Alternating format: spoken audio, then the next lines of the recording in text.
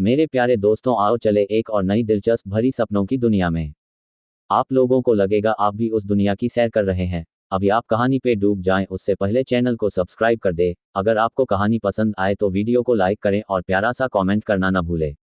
धन्यवाद। नॉवल का नाम वेपन मास्टर है। अध्याय 421 से 430। कुछ ही समय बाद तांग हुआन गूफी को फोर सीज इन में ले आया, जो दिव्य हथियार मंडप से ज्यादा दूर नहीं था। दरवाजा खोलकर और परिचित आंगन में प्रवेश करते ही तांग हुआन का मूड तुरंत उत्साहित हो गया। वह पहले से ही जियो बुदियन और छोटी लड़की की आभा को महसूस कर सकता था। हाँ, उनके सामने वाले कमरे से एक संदिग्ध चीख की आवाज आई, जिसके तुरंत बाद एक छोटी नीली आकृति बाहर निकली। यह जियाओ बुदियन था। यिया। दरवाजे पर तांग हुआन को देखकर जियो बुदियन पहले तो चौंक गया, लेकिन फिर तुरंत उत्साह से चिल्ला उठा। अपने पंखों को फड़फड़ाते हुए उसका छोटा शरीर तुरंत हवा में उड़ गया।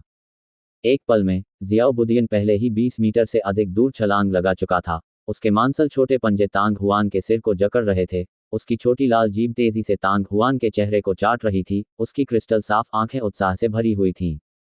थोड़ी ही देर में तांग हुआन के चेहरे पर लार टपकने लगी।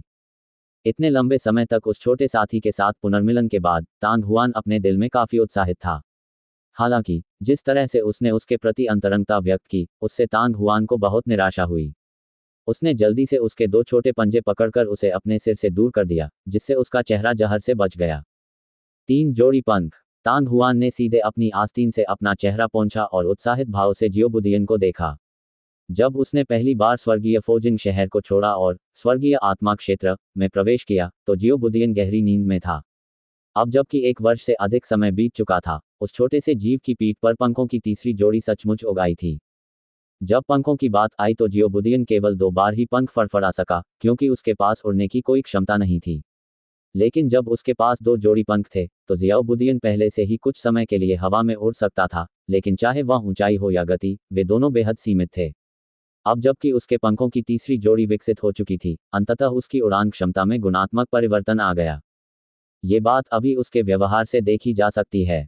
यिया। जियाओ बुदियन ने अपने 3 छोटे जोड़े पंख गर्व से फड़फड़ाए। उसका मुंह खुला हुआ था, मानो वह हंस रहा हो। तांग हुआन, क्या ये एक आध्यात्मिक जानवर है? तांग हुआन के पीछे स्तब्ध गूफी अंततः अपने सदमे से उबर चुकी थी और उसकी खूबसूरत आंखें आश्चर्य से भर गई थीं। बिल्कुल। तांग हुआन ने जियाओ बुदियन को छोड़ दिया और मुस्कुराते हुए सिर हिलाया। अपने वर्तमान साधना स्तर और शक्ति के साथ उसे जियाओ बुदियन के अस्तित्व से कुछ भी छिपाने की कोई आवश्यकता नहीं थी। ये स्पिरिट बीस्ट्स बोर्ड में दूसरे स्थान पर रहने वाला स्पिरिचुअल बीस्ट है, ब्लू ड्रैगन। पलक झपकते ही ये 6 पंखों वाला नीला ड्रैगन बन गया। कोट। जैसे ही उसने बोलना समाप्त किया, तांग हुआन के चेहरे पर एक भावनात्मक भाव उभर आया। उस समय भूल भुलैया क्षेत्र के जंगल में इस जियाओ बुदियन ने एक अनुभवी मार्शल योद्धा से बहुत सारी शराब चुरा ली और नशे में धुत हो गया। अंत में उसका पीछा कर रहे भेड़ियों के झुंड ने उसे जगा दिया। अनजाने में तांग हुआन द्वारा इसे बचाए जाने के बाद से 2 साल बीत चुके थे। उस समय तांग हुआन ने कभी नहीं सोचा था कि जियो बुदियन इतनी तेजी से बढ़ सकता है, न ही ये कि उसकी अपनी साधना इतनी जल्दी अपनी वर्तमान स्थिति तक पहुंच सकती है। यिया। जियो बुदियन ने गूफी की ओर मुंह बनाते हुए अपने दांत दिखाए, फिर तांग हुआन के चारों ओर हल्के से चक्कर लगाया। वह अचानक गोता लगाने लगा, पीछे की ओर उड़ा तथा कुछ बार कलाबाजी भी की। पहले की तुलना में जियो बुदियन की उड़ान कौशल स्वर्ग और पृथ्वी के बीच का अंतर था। किसी भी लड़की में इस तरह के प्यारे और स्मार्ट आध्यात्मिक जानवर के खिलाफ बेहद कमजोर प्रतिरोध होगा। कुछ ही समय बाद गूफी ने इसे इस हद तक देख लिया था कि उसकी आंखों में तारे चमक रहे थे। लेकिन बहुत जल्दी ही गूफी एक और स्पष्ट आवाज से आकर्षित हो गई।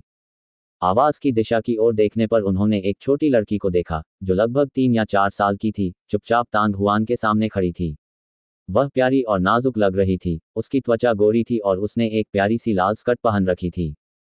तांग हुआन, आप पहले से ही चरण 9 मार्शल संत हैं। छोटी लड़की ने तांग हुआन को देखते हुए अपनी आंखें घुमाईं। ये छोटी लड़की वास्तव में तांग हुआन की ताकत का निर्धारण कर सकती थी। हालांकि तांग हुआन अब स्टेज 9 मार्शल संत नहीं था, फिर भी वह उससे दूर नहीं था। हालांकि गूफी ने जल्दी ही खुद को शांत कर लिया। वह इस छोटी लड़की के शरीर में किसी भी प्रकार का ऊर्जा उतार चढ़ाव महसूस नहीं कर सकी। ये स्पष्ट था कि वह एक साधारण छोटी लड़की थी।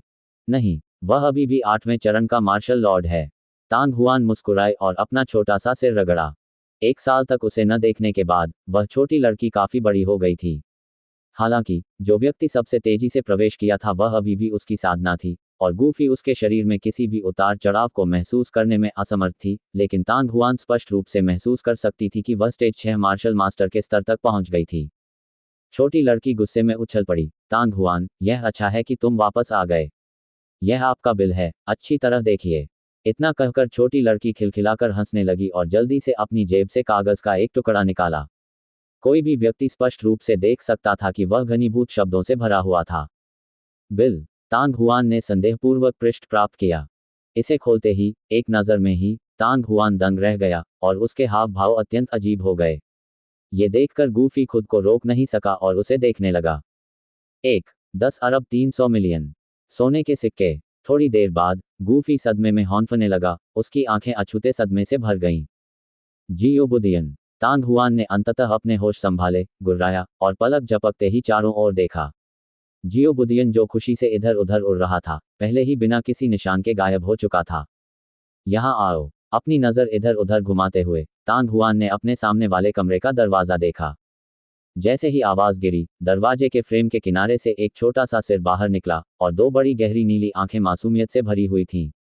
लेकिन तांग हुआन की निगाह के नीचे जियो बुदियन कमरे से बाहर निकल गया, अपना सिर झुकाया, और धीरे धीरे तांग हुआन के सामने चला गया। तुमने ये चीज़ें खाईं? तांग हुआन का चेहरा काला पड़ गया। या जियो बुदियन ने अपना सिर खुजाते हुए कमजोरी से जवाब दिया। फिर उसने तांग हुआन को दयनीय दृष्टि से देखा, जैसे कोई बच्चा क्षमा की भीख मांग रहा हो। क्या ये थोड़ा ज्यादा नहीं है? बेशक, तांग हुआन वास्तव में क्रोधित नहीं था, वह बस थोड़ा अनिश्चित था कि उसे हंसना चाहिए या रोना चाहिए।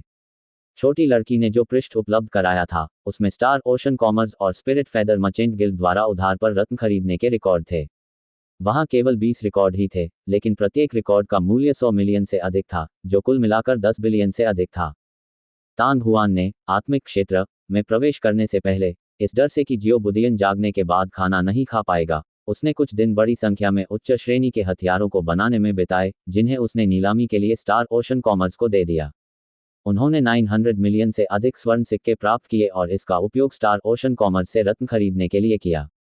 उसने सोचा कि यह जियाओ बुदियन के लिए 1 या 2 साल तक खाने के लिए पर्याप्त होगा।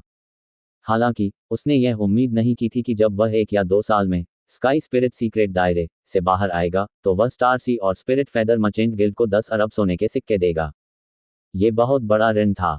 हाँ। जियो बुदियन ने तांग हुआन पर एक नज़र डाली और सावधानी से अपना सिर हिलाया, जैसे कि वह कहना चाहता था कि वहां कोई ज्यादा चीजें नहीं थीं। तांग हुआन, तुमने ये रत्न 900 मिलियन सोने के सिक्कों से खरीदा है। उसने जागने के बाद पहले महीने में ही इसे खत्म कर दिया, और फिर उसने मुझसे स्टार ओशन कॉमर्स में एक रत्न खरीदने में मदद करने की भीख मांगी।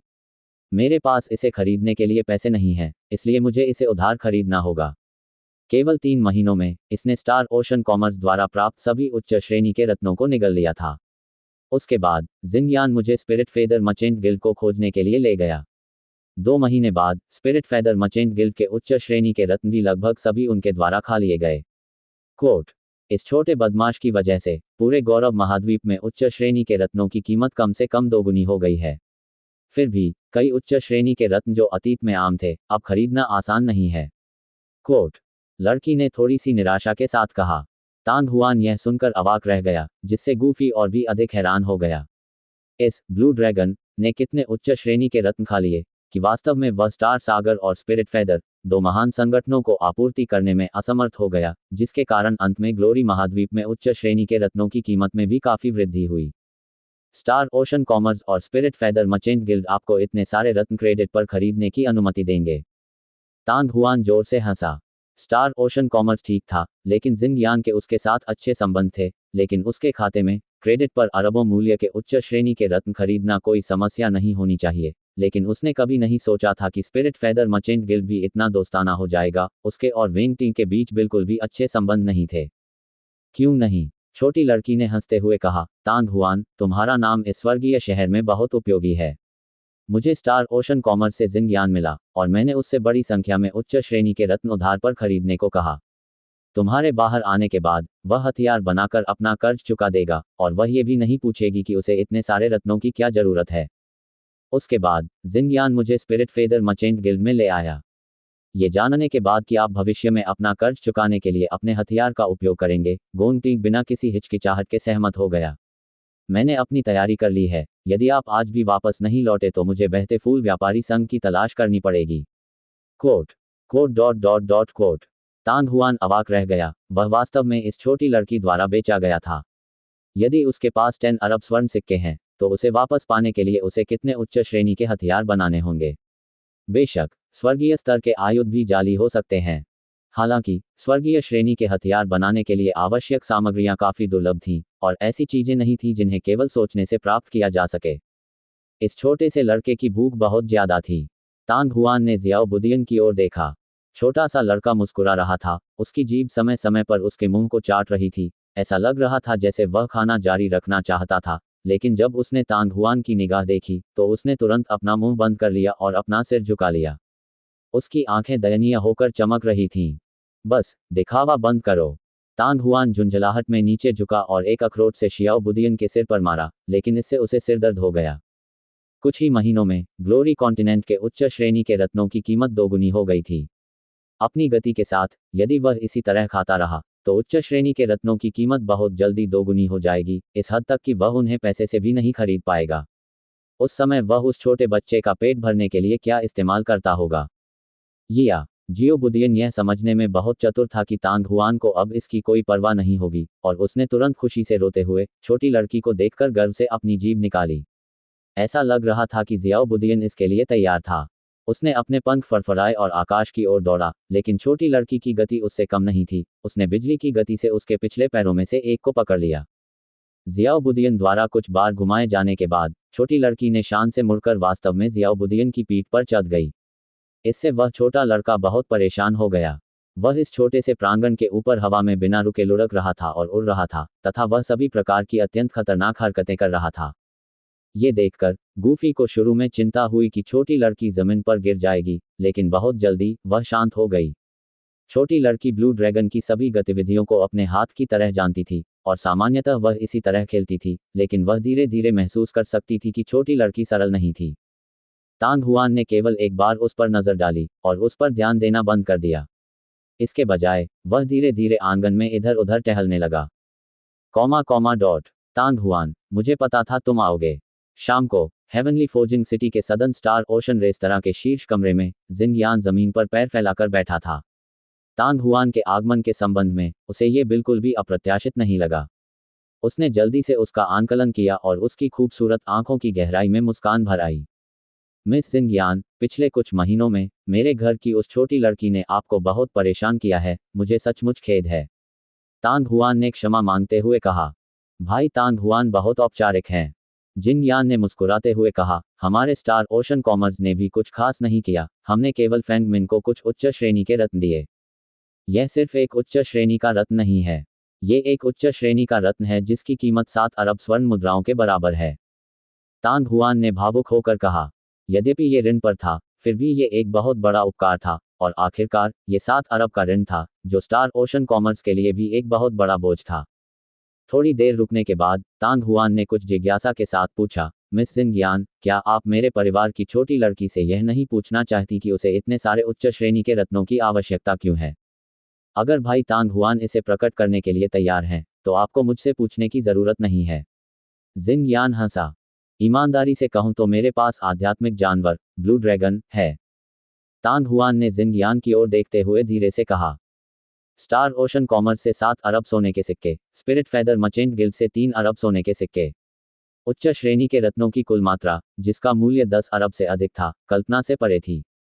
यहां तक कि दिव्य अस्त्र मंडप भी इतने कम समय में इतने उच्च कोटि के रत्नों का उपभोग करने में सक्षम नहीं होगा। इन परिस्थितियों में ब्लू ड्रैगन के अस्तित्व को छिपाने की अब कोई आवश्यकता नहीं थी। जो लोग गंभीर थे वे इसके अस्तित्व का अनुमान लगा सकते थे। इस दुनिया में केवल ब्लू ड्रैगन को, जो स्पिरिट बीस्ट्स बोर्ड में दूसरे स्थान पर था, भोजन प्राप्त करने के लिए भारी मात्रा में रत्नों की आवश्यकता थी। जैसी कि उम्मीद थी, जब जिंग यान ने यह कहा तो जिंग यान को जरा भी आश्चर्य नहीं हुआ। इसके बजाय उसने अपनी आंखें सिकोड़ ली और हंसा। भाई तांग हुआन, आपके उस ब्लू ड्रैगन के शायद 6 पंख होंगे। जब ये 2 पंखों वाला और 4 पंखों वाला था, तब भी ये ठीक था। हालांकि जब यह 6 पंखों वाला ब्लू ड्रैगन था, तो इसकी क्षमता विस्फोटक रूप से बढ़ गई और इसकी भूख भी विस्फोटक रूप से बढ़ गई। हालांकि ग्लोरी कॉन्टिनेंट और ग्लोरी कॉन्टिनेंट द्वारा उच्च श्रेणी के रत्नों का उत्पादन सीमित है। आपके लिए 6 पंखों वाले नीले ड्रैगन को पालना आसान नहीं होगा। भाई तांग हुआन, भविष्य में आपको जाना चाहिए और सिरदर्द होना चाहिए। कोट। वास्तव में, तांग हुआन ने असहाय मुस्कान के साथ सिर हिलाया, फिर झिझकते हुए कहा, मिस जिंगयान, सच तो ये है कि मैं इस बार इसलिए आया हूं क्योंकि पाह पाह। तांग हुआन के बोलने का इंतजार किए बिना जिंगयान ने मुस्कुराते हुए उसके हाथ थपथपाए। तांग हुआन की हैरान निगाहों के सामने वह चिल्लाई, वह चीज लाओ जो मैंने थोड़ी देर पहले तैयार की थी। क्या आपको लगता है कि यह संभव है? जी श्रीमान। दरवाजे के बाहर से एक आवाज सुनाई दी और थोड़ी देर बाद भारी कदमों की आवाज सुनाई दी। इसके बाद एक दुबले पतले मध्यम आयु वर्ग के व्यक्ति ने दरवाजा खोला और अपने हाथों में एक बड़ी लकड़ी की पेटी लेकर अंदर आया। इसे जिंगयान और दोनों के बीच रखने के बाद मध्यम आयु वर्ग के व्यक्ति ने झुककर पीछे हट गया। मिस जिंगयान, ये है, तांग हुआन ने कुछ हिचकिचाते हुए कहा। वह बता सकता था कि यह लकड़ी का संदूक परम आत्मा वृक्ष से बना है। दरार। जिंगयान की आंखों में एक हल्की मुस्कान दिखाई दी। उसने जल्दी से लॉकेट का ताला खोला, ढक्कन खोला और लॉकेट से एक बहुरंगी रोशनी फूट पड़ी। स्वर्गीय रत्न। तांग हुआन उसे देखकर आश्चर्यचकित हुए बिना नहीं रह सका। बक्से के अंदर न केवल 1 दर्जन या उससे अधिक स्वर्गीय रत्न थे, बल्कि 100 से भी अधिक थे। इसके अलावा वहां बड़ी मात्रा में बहुमूल्य लौह अयस्क भी मौजूद था। भाई तांग हुआन, ये सब तुम्हारे लिए हैं। जिंगयान हल्का सा मुस्कुराया। मेरे लिए? मिस जिंगयान, आप ऐसा बिल्कुल नहीं कर सकती। कोट। तांग हुआन हैरान रह गया। यद्यपि उसने केवल एक नज़र डाली थी, वह यह निर्धारित करने में सक्षम था कि स्वर्ग रैंक वाले रत्नों और लौह अयस्क के इस मामले का मूल्य संभवतः स्टार ओशन कॉमर्स के उस विशाल ऋण से कम नहीं था। तांग हुआन ने मूल रूप से कुछ उच्च गुणवत्ता वाले लौह अयस्क, साथ ही कुछ 100 उच्च गुणवत्ता वाले रत्न और स्टार महासागर वाणिज्य से 1 दर्जन स्वर्ग रैंक वाले रत्न खरीदने की योजना बनाई थी। बात बस इतनी थी कि उसने अपना पिछला कर्ज नहीं चुकाया था और अब उस पर नया कर्ज था, जिसे चुकाना थोड़ा मुश्किल था। उसने कभी नहीं सोचा था कि जिंगयान उसके बोलने से पहले ही उसके लिए इतने सारे स्वर्ग श्रेणी के रत्न और लौह अयस्क तैयार कर देगा। सबसे अधिक संभावना यह है कि स्टार ओशन कॉमर्स की आधी संपत्ति इस लकड़ी के बक्से में होगी। इतनी जल्दी में मना मत करो। जिंगयान ने जोर से हंसते हुए कहा, भाई तांग हुआन, आपने बहुत पहले ही 8वें चरण के मार्शल लॉर्ड के दायरे में कदम रख लिया है, लेकिन आप अभी भी एक उच्च रैंकिंग वाले हथियार परिशोधक हैं। स्काई स्पिरिट दायरे से बाहर आकर आपको अपने कौशल को बढ़ाने के लिए पत्थरों और रत्नों की आवश्यकता होगी। ये सभी चीजें आपको हमारे व्यापारी संघ द्वारा उधार दी गई हैं, भाई तांग हुआन। कोट। यदि भाई तांग हुआन को खेद महसूस होता है, तो हथियार शोधन मास्टर बनने के बाद वह हमारे सभी शेष रत्नों और अयस्कों को स्वर्गीय ग्रेड आयुध में परिष्कृत कर सकते हैं और उन्हें हमारे चैम्बर ऑफ कॉमर्स को वापस दे सकते हैं। उस समय हम अपने सभी ऋणों को माफ कर सकते हैं। ऐसा नहीं चलेगा। यदि ऐसा है, तो क्या आपकी कंपनी को भारी नुकसान नहीं होगा? तांग हुआन ने अपना सिर हिलाया। भाई तांग हुआन के साथ आपके द्वारा बनाए गए स्वर्गीय ग्रेड आयुध की गुणवत्ता किसी भी बदतर नहीं होगी। जिंगयान की आंखों में एक चालाक मुस्कान चमक उठी। जब तक आप इसे अच्छी तरह से नियंत्रित करते हैं, आपके हाथों में स्वर्गीय ग्रेड आयुध की कीमत निश्चित रूप से अन्य स्वर्गीय ग्रेड आयुध की तुलना में 2 से 3 या यहां तक कि 4 से 5 गुना अधिक होगी। 150 से 200 मिलियन स्वर्ण सिक्कों की कीमत के साथ, जब तक आपके पास इन स्वर्गीय ग्रेड आर्मामेंट के 70 हैं, हमारे स्टार महासागर वाणिज्य को कोई नुकसान नहीं होगा। यदि हम इस संख्या को पार कर जाते हैं, तो हमारी कंपनी प्रत्येक अतिरिक्त वस्तु पर 1 या 200 मिलियन कमा सकेगी। कोट। मिस जिंगयान, मैंने पहले कभी कोई दिव्य श्रेणी का हथियार नहीं बनाया है। क्या आपको डर नहीं है कि मैं उनमें से केवल 20 से 30 ही बना पाऊंगा? तांग हुआन पूछे बिना न रह सका। यदि इस संदूक में स्वर्गीय श्रेणी के आयुध की संख्या 70 से नीचे गिर जाए, तो स्टार ओशन कॉमर्स सब कुछ खो देगा। भाई तांग हुआन, क्या आपको लगता है कि यह संभव है? जिंगयान ने मुस्कुराते हुए कहा। असंभव। तांग हुआन हैरान रह गया। वह काफी देर तक जिंगयान को घूरता रहा, तभी उसके मुंह से 3 शब्द निकले, जिससे दोनों एक दूसरे को देखने लगे और जोर से हंस पड़े। हंसने के बाद तांग हुआन की अभिव्यक्ति गंभीर हो गई। वह खड़ा हुआ और जिंगयान को गहराई से झुका। मिस जिंगयान, आपका बहुत बहुत धन्यवाद। कोट। स्टासिया रेस्तरां से बाहर निकलने के बाद तांग हुआन के पास एक बड़ी लकड़ी की संदूक दिखाई दी। जैसे ही लालटेनें जल उठी, उन्हें 4 सीज इन में लौटने की कोई जल्दी नहीं थी। इसके बजाय उन्होंने स्पिरिट फेदर मर्चेंट गिल्ड की एक और यात्रा की। स्पिरिट फेदर मर्चेंट गिल्ड पर भी उनका 3 अरब का कर्ज था। अब जब वह आकाश आत्मा गुप्त क्षेत्र से बाहर आ चुका था और स्टार ओशन कॉमर्स में जा चुका था, तो उसके पास स्पिरिट फेदर मर्चेंट गिल्ड में जाने के अलावा कोई विकल्प नहीं था। हालांकि जब Tang Huan spirit feather merchant guild से बाहर चला गया, तो उसके पास लकड़ी के बक्सों की संख्या बढ़कर 2 हो गई थी। स्पिरिट फेदर मर्चेंट गिल्ड से जो बक्सा वे लाए थे वह थोड़ा छोटा था, लेकिन उसके अंदर अभी भी दर्जनों स्वर्ग श्रेणी के रत्न थे, साथ ही लौह अयस्क भी थे जो इन रत्नों से मेल खा सकते थे। स्पिरिट फेदर मर्चेंट गिल्ड के जनरल मैनेजर वेंग टिंग और स्टार ओशन कॉमर्स के जिंग यान भी यही सोच रहे थे। जब वह दोनों लकड़ी के बक्से वापस अपने रहने के कमरे में लाया तो गूफी और छोटी लड़की पहले ही गायब हो चुके थे। बिना पूछे ही पता चल जाता था कि वे शहर में घूमने गए हैं। स्वर्गीय फोजिंग सिटी का रात्रि बाजार अत्यंत व्यस्त था, यहां तक कि आधी रात को भी वहां ठंड और उदासी नहीं थी। ऐसे अवसर पर यह स्पष्ट था कि शियाओ बुदियन को साथ लाना उचित नहीं था। इसलिए जब तांग हुआन ने उस छोटे से साथी को देखा तो वह छत के नीचे दयनीय रूप से बैठा हुआ था। यिया जियो बुदियन ने अपनी छोटी पूंछ हिलाई और तांग हुआन के सामने पहुंचा। उसकी चमकदार बड़ी आंखें शिकायत से भरी हुई थीं। हालांकि जब तांग हुआन ने 2 लकड़ी के बक्से नीचे रखे तो उसका ध्यान तुरंत उन पर गया और उसने उत्साह से उन्हें एक एक करके खोला और लगातार बक्सों के चारों ओर ड्रिलिंग करता रहा। उसके मुंह से कभी कभी हर्षपूर्ण तीखी आवाज निकलती थी और उसे आंगन में किसी आकृति के दिखने का भी पता नहीं चलता था। बड़े लू हरे रंग के कपड़े पहने बूढ़े आदमी को अचानक अपने सामने आते देख तांग हुआन ने तुरंत झुककर सलाम किया। जब वह दोपहर में वापस लौटा तो तांग हुआन को अगले दरवाजे के आंगन से लू चेन की क्यूई में कोई उतार चढ़ाव महसूस नहीं हुआ। हालांकि भले ही लू चेन वहां नहीं था, फिर भी स्टेज 7 के 2 मार्शल मास्टर उसकी रखवाली कर रहे थे। तांग हुआन लू चेन का बहुत आभारी था। 1 वर्ष से अधिक की इस अवधि में जियो बुदियन और फेंग मिंग ने उनकी देखभाल करने के लिए उनका बहुत धन्यवाद किया। युवा मास्टर की स्वर्गीय आत्मा क्षेत्र की यात्रा में सुधार वास्तव में आश्चर्यजनक है। लू चेन का चेहरा मुस्कुराहट से भरा था जब उसने प्रशंसा करते हुए कहा, अब जब युवा रईस वापस आ गया है तो ये बूढ़ा नौकर भी चला जाएगा। छुट्टी। तांग हुआन चौंक गया। लू चेन ने मुस्कुराते हुए कहा, मिस स्काई स्पिरिट दायरे को छोड़ने के बाद आप मूल महाद्वीप के दानव क्षेत्र रेगिस्तान में चली गईं। वह स्थान बहुत खतरनाक है और यद्यपि इस बूढ़े नौकर की वर्तमान ताकत मिस जितनी अच्छी नहीं है, फिर भी मेरे पास उसके खिलाफ जीतने का कुछ अनुभव है और मैं मिस की थोड़ी मदद कर सकता हूं। कोट। नरकीय रेगिस्तान। तांग हुआन थोड़ा चौंक गया। शान वहां क्या कर रहा है? मेरा मानना है कि युवा गुरु को पहले से ही दिव्य शस्त्र सूची की उत्पत्ति का पता है। 100 साल पहले बाह्य अंतरिक्ष से एक वस्तु इस दुनिया में आई थी।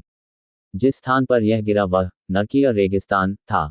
उस समय जब परम पावन सम्राट को दिव्य शस्त्र सूची मिली तो ऐसा लगा कि अभी कुछ और भी है जिसे उन्हें बाहर लाना है। मिस की यह यात्रा उस स्थान को खोजने के लिए है जहां विदेशी वस्तु गिरी थी। लू चेन की आंखों में एक पुरानी याद उभर आई। तो यह ऐसा ही है। बड़े लू, आपको ज्यादा चिंता करने की जरूरत नहीं है। शान 7 शानदार सितारा प्लेट से चरम यिन आत्मा शरीर को संघनित करने में सक्षम था। अपनी वर्तमान ताकत के साथ जब तक वह पीक स्टेज 9 के उन शक्तिशाली लोगों से नहीं टकराती, वह सुरक्षित रहेगी। फिर भी यदि हम वहां जाकर नहीं देखेंगे तो हम चैन से नहीं बैठ पाएंगे। कोट। लू चेन उस रात पहले ही चले गए थे, जिसमें बगल के 2 स्टेज 7 मार्शल मास्टर भी शामिल थे। अगले दिन की सुबह गूफी भी अकेले ही स्वर्गीय फोजिंग सिटी को छोड़कर अपने माता पिता से मिलने के लिए फ्यूरियस वेव सिटी लौट आई। संयोगवश तांग हुआन उसे अपनी लोहार की दुकान पर दिखाने के लिए ले आई थी। हथियार शोधन पवित्र सभा से पहले वह स्वर्गीय फोजिंग शहर में लौट आई होगी। गूफी के प्रस्थान के दिन ही दोपहर को तांग हुआन ने जियाओ बुदियन, छोटी लड़की फेंग मिंग और बड़ी लकड़ी की पेटी को भी वंडर आर्टिफैक्ट हॉल में लाया, जिसमें पहले से ही 4 लोग बढ़ गए थे।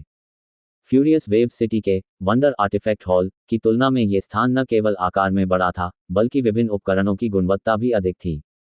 जब तांग हुआन ने कल उससे अलविदा कहा तो उसने उससे कहा कि वह अपने उपयोग के लिए ये वंडर आर्टिफैक्ट हॉल उधार लेना चाहती थी। शेन गुवान बिना किसी हिचकिचाहट के सहमत हो गया और उसने यह आदेश भी दिया कि हथियार शोधन पवित्र सभा से पहले तांग हुआन को परेशान करने के लिए कोई भी वंडर आर्टिफैक्ट हॉल में प्रवेश नहीं करेगा। इसका मतलब यह था कि अगले 10 दिनों में वंडर आर्टिफैक्ट हॉल पूरी तरह से तांग हुआन का होगा। इस संबंध में तांग हुआन ने स्वाभाविक रूप से इसकी कामना की। वंडर आर्टिफैक्ट हॉल के चारों ओर बड़ी संख्या में सफेद जैड मोती जड़े हुए थे। उनसे हर समय शानदार चमक निकलती रहती थी, यहां तक कि जब हॉल का दरवाजा कसकर बंद होता था तब भी महल के अंदर दिन की तरह उजाला रहता था। ज़ियाउद्दीन तांग हुआन के कंधे से नीचे कूद गया और खुशी से महल के चारों ओर घूमने लगा। कल शाम तांग हुआन स्टार ओशन कॉमर्स और स्पिरिट फेदर मर्चेंट गिल्ड में गया और जिंगयान और वेन किंग से बहुत सारी जानकारी प्राप्त की। हाल के महीनों में जिंगहाई और लिंगयू मर्चेंट गिल्ड ने उनके निवास पर 10 अरब उच्च श्रेणी के रत्न भेजे थे। इस खबर ने हेवनली फोर्जिंग सिटी में काफी समय तक हलचल मचाई हुई थी। तांग हुआन के पास आध्यात्मिक जानवर होने की खबर भी जंगल की आग की तरह फैल गई। वर्तमान में स्वर्गीय फोर्जिंग शहर में लगभग हर कोई इसके बारे में जानता था। इसलिए जब तांग हुआन इस बार कमरे से बाहर निकला तो उसने खुद को और अधिक ढकने की कोशिश किए बिना ज़ियाउद्दीन को अपने कंधे पर लेटा रहने दिया। रास्ते में लगभग सभी लोगों की भौहें चढ़ी हुई थीं। डोलू महाद्वीप 3 ड्रैगन राजा की कथा वेब लिंक्स दिव्य हथियार मंडप में प्रवेश करने के बाद भी कई हथियार परिशोधक उंगलियां दिखाते हुए गुजर रहे थे। आखिरकार ब्लू ड्रैगन बहुत कम थे। बचकाना, छोटी लड़की ने ज़ियाउद्दीन की ओर तिरस्कार से अपने होंठ सिकोड़े और जल्दी से एक साफ मेज पर चढ़ गई, पालथी मारकर बैठ गई और उस नीली गेंद को पकड़ लिया जो पानी से संघनित हुई लग रही थी, और उसने अपनी आंखें बंद कर लीं। वह शांत हो गई और ध्यान केंद्रित करने लगी, आध्यात्मिक अग्नि की शक्ति को अवशोषित करना शुरू कर दिया। डोलुओ महाद्वीप 3 ड्रैगन किंग की किंवदंती वेब लिंक्स पिछला अध्याय विषय सूची। तांग हुआन ने अपने दिल को शांत किया और चारों लकड़ी के बक्सों की सारी सामग्री बाहर उड़ेल दी। लकड़ी के 2 बक्से स्वर्गीय श्रेणी के रत्नों और अयस्कों से भरे हुए थे, जिन्हें तांग हुआन कल शाम 2 महान व्यापारी संघों से व्यक्तिगत रूप से वापस लाया था। अन्य 2 लकड़ी के बक्से उच्च श्रेणी के रत्नों, मध्यम श्रेणी के रत्नों और यहां तक कि निम्न श्रेणी के रत्नों से भरे हुए थे। स्वर्गीय श्रेणी के आयुध बनाने के लिए अयस्कों और स्वर्गीय श्रेणी के रत्नों का होना आवश्यक नहीं था। इसके लिए विभिन्न अन्य अयस्कों की भी आवश्यकता थी, क्योंकि प्रत्येक स्वर्गीय श्रेणी के आयुध के लिए 4 विभिन्न प्रकार के रत्नों की आवश्यकता होती थी। यदि उसने सभी स्वर्गीय रत्नों को चुन लिया होता तो निर्माण लागत बहुत अधिक हो जाती और वह इतने सारे स्वर्गीय रत्न नहीं ढूंढ पाता। इस प्रकार सामान्य परिस्थितियों में केवल एक प्रकार के दिव्य रत्न का उपयोग किया जाएगा और इस दिव्य रत्न के अनुसार अन्य 3 निम्न गुणवत्ता के होंगे। जब तांग हुआन कल अपने निवास पर लौटा तो उसने केवल एक ही काम किया, स्वर्ग श्रेणी के रत्नों के लिए अन्य रत्नों का चयन करना। रत्नों की सभी विशेषताओं को समझने के लिए बहुत प्रयास की आवश्यकता थी। इसके अलावा उसे उनका विश्लेषण भी करते रहना होगा। तांग हुआन की उपकरण विधि उपलब्धियों, उसकी अत्यंत मजबूत धारणा क्षमता और उसकी अनुमान क्षमता के बावजूद उसे उन 100 या उससे अधिक रत्नों का चयन और मिलान करने में पूरी रात लग गई। आखिरकार ये तांग हुआन के लिए पहली बार था जब वह इन सभी स्वर्ग श्रेणी के रत्नों को देख रहा था और उसने पहले केवल उनके बारे में ही सुना था। बेशक तांग हुआन की गति पहले से ही बेहद आश्चर्यजनक थी। यदि यह कोई अन्य उच्च श्रेणी का हथियार परिशोधक होता तो वे संभवतः समान परिस्थितियों में 3 दिन और 3 रातों में इसे पूरा नहीं कर पाते। आज सुबह तांग हुआन ने 2 महान व्यापारी संघों को रत्न सूत्रों की सूची भेजी। जिंगयान और वेंग टिंग बहुत तेज थे और उन्हें पहले से तैयारी करनी चाहिए थी। दोपहर होने से पहले ही उन्होंने सूची में शामिल सभी रत्न भेज दिए। तांग हुआन ने लौह अयस्क का एक टुकड़ा हथियाने से पहले सभी रत्नों को छांट लिया और अपनी किस्मत आजमाना शुरू कर दिया। सुबह सुबह हेवनली फोर्जिंग सिटी के बाहर बहुत अधिक पैदल यात्री नहीं थे। Tap tap tap tap.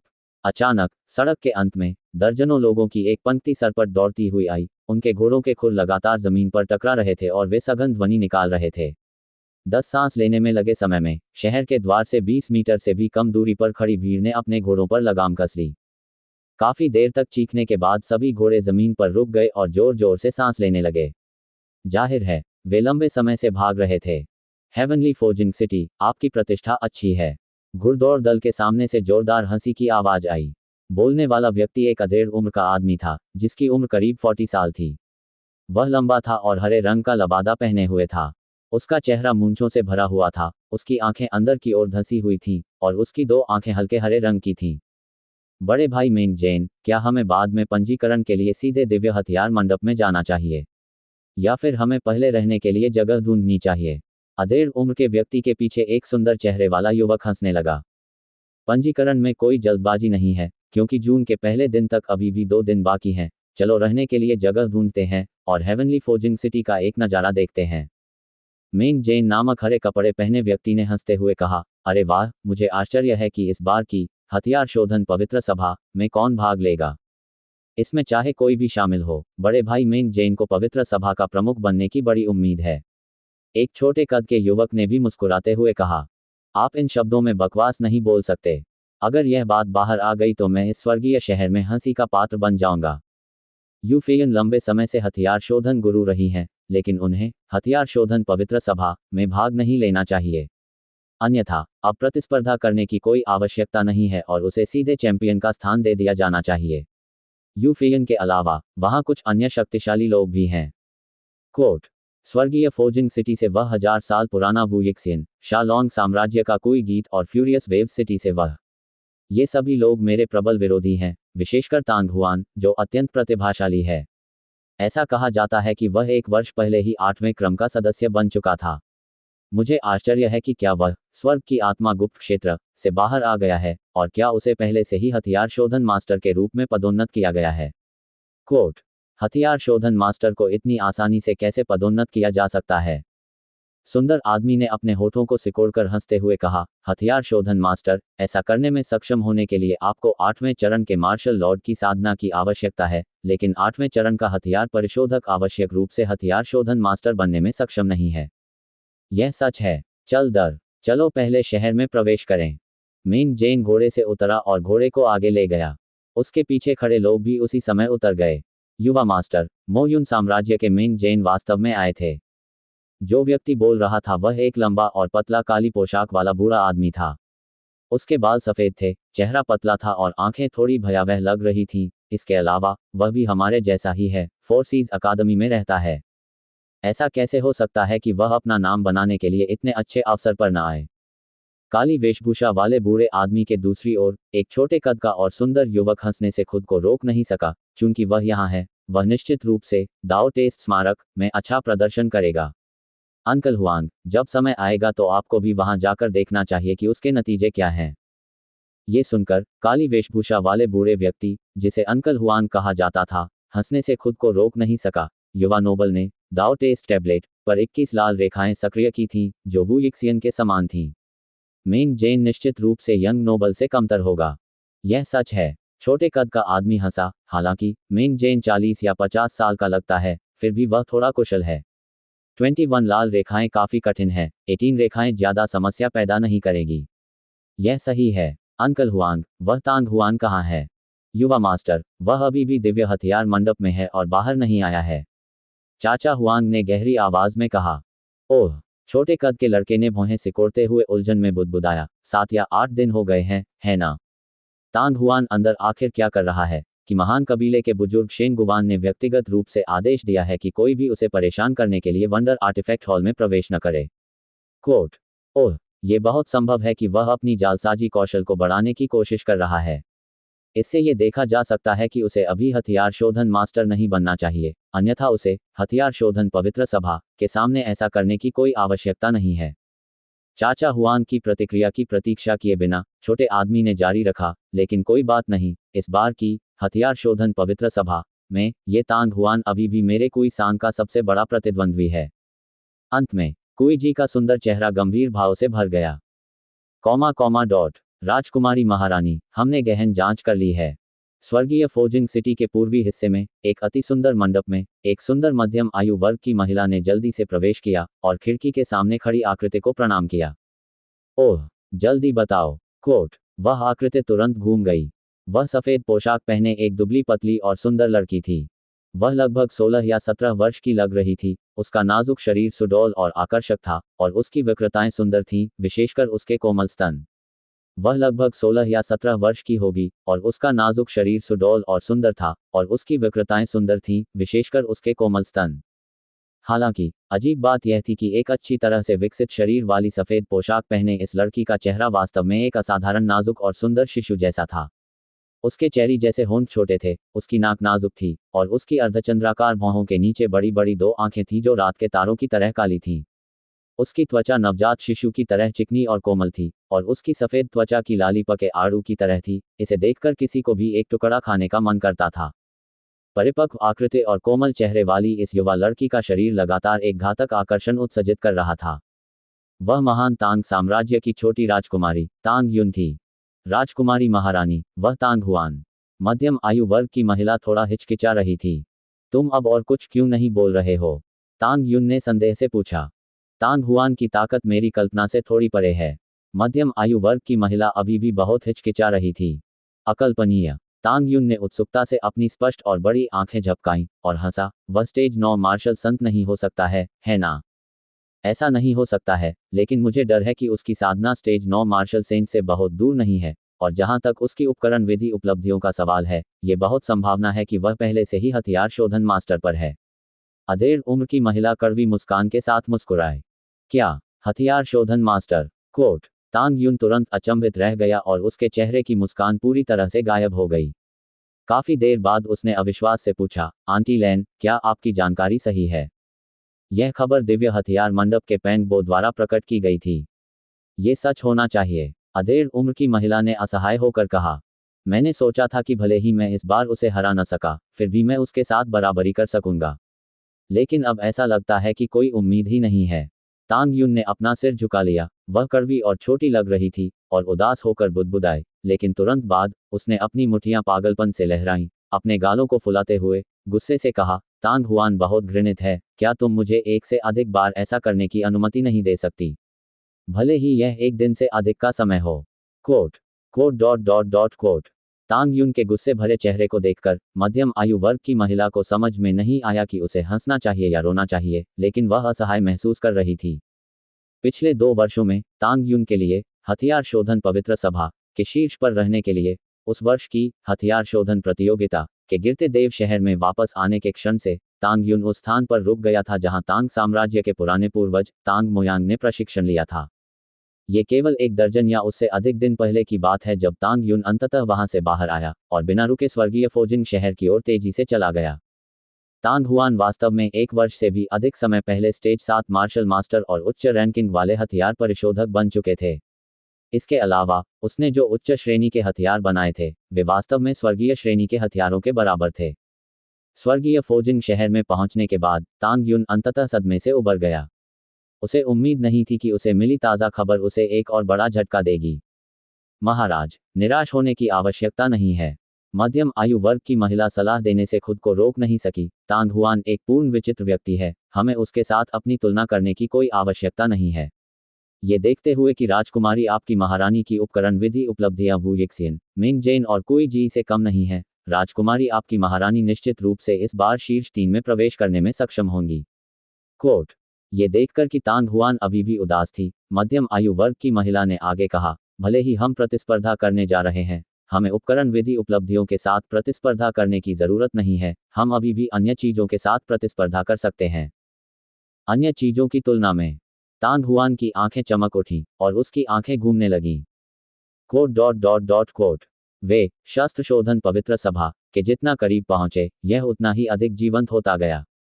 लगभग हर समय बड़ी संख्या में मार्शल योद्धा या हथियार परिशोधक बड़े शहर में घुस आए थे, फिर भी दिव्य हथियार मंडप के भीतर तांग हुआन बाहरी दुनिया के कोलाहल से थोड़ा भी प्रभावित नहीं हुआ। इस समय उसके सामने जमीन पर पड़े कीमती पत्थरों और अयस्कों की मात्रा पहले से ही आधे से भी अधिक कम हो चुकी थी। मेज पर सभी आकार और आकृति के हथियार एक पंक्ति में सजाए गए थे। उनकी लंबाई अलग अलग थी और मोटाई भी अलग अलग थी, लेकिन प्रत्येक हथियार पर एक अतुलनीय चमकदार रोशनी चमक रही थी, जो क्षैतिज रूप से आपस में जुड़ी हुई थी, जिससे पूरा क्षेत्र ऐसा लग रहा था मानो वह एक स्वप्न हो। एक नज़र में ही कोई ये बता सकता था कि इस हथियार में अतुलनीय शक्ति है। ऐसा लग रहा था मानो एक बार सक्रिय होने पर यह ज्वालामुखी की तरह फट पड़ेगा और अपनी अथाह शक्ति प्रकट कर देगा। वे सभी स्वर्गीय श्रेणी के हथियार थे जो तांग हुआन ने पिछले कुछ दिनों में बनाए थे। लंबी मेज के सामने छोटी लड़की अपने पैर हिलाते हुए ध्यानपूर्वक स्वर्गीय श्रेणी के हथियारों की पंक्ति को देख रही थी। उसकी आंखें चमक रही थीं और वह ईर्ष्या से लबालब भरी हुई थी। छोटी लड़की के पीछे पीछे जियाओबुदियन भी वहां गया। उसकी बड़ी बड़ी आंखें पहले अपने हथियार को देखती और फिर फैंग मिन को। अचानक हवा में सीटी जैसी आवाज गूंजी और फिर डांग की आवाज के साथ एक हथियार लंबी मेज पर प्रकट हुआ। तांग हुआन ने जो बनाया था वह एक मोटा और भारी लंबा ब्लेड था। ब्लेड की शैली प्राचीन काल की अपरिचित कृपाण के समान थी। कृपाण 2 मीटर लंबी थी। कृपाण का शरीर चमकदार सोने का रंग था और चमकदार सोने के बीच में हरा, लाल और पीला रंग एक साथ मिला हुआ था।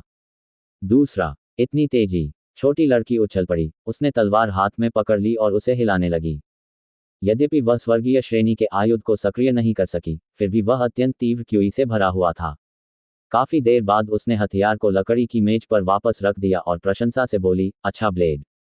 भले ही यह सेंट रैंक का हथियार था, लेकिन संभवतः यह औसत दर्जे का ही था। डोलुओ महाद्वीप 3 ड्रैगन किंग की किंवदंती वेबलिंक्स। 8 दिनों में 78 स्वर्गीय श्रेणी के आयुध। स्टार ओशन कॉमर्स की 20 सामग्रियां अभी भी शेष थीं, और वह अन्य 20 स्वर्गीय ग्रेड आयुध बना सकता था। स्पिरिट फेदर मर्चेंट गिल्ड के पास कुल मिलाकर 42 सेट सामग्रियां थीं, जो 42 स्वर्गीय ग्रेड आयुध बनाने के लिए पर्याप्त थीं।